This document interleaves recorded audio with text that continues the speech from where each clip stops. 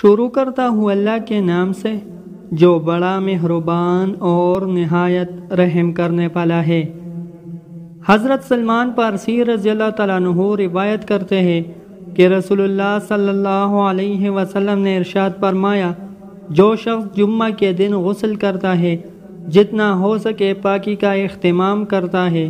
اور اپنا تیل لگاتا ہے یا اپنے گھر سے خوشبو استعمال کرتا ہے، پھر مسجد جاتا ہے، مسجد پہنچ کر جو دو آدمی پہلے سے ساتھ بیٹھے ہو ان کے درمیان میں نہیں بیٹھتا اور جتنی توفیق ہو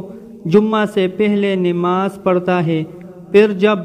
امام خطبہ دیتا ہے اس کو توجہ اور خاموشی سے سنتا ہے تو اس جمعہ سے گزشتہ جمعے تک کے گناہوں کو معاف کر دیا جاتا ہے۔ حضرت ابو ہریرہ رضی اللہ تعالیٰ عنہ روایت کرتے ہیں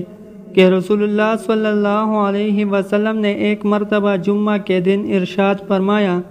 مسلمانوں، اللہ تعالیٰ نے اس دن کو تمہارے لیے عید کا دن بنایا ہے،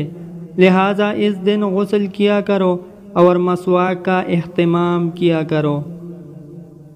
حضرت یزید بن ابی مریم رحمۃ اللہ علیہ فرماتے ہیں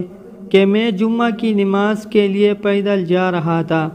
کہ حضرت عبایہ بن رافع رحمۃ اللہ علیہ مجھے مل گئے اور فرمانے لگے، تمہیں خوشخبری ہو کہ تمہارے یہ قدم اللہ تعالیٰ کے راستے میں ہے۔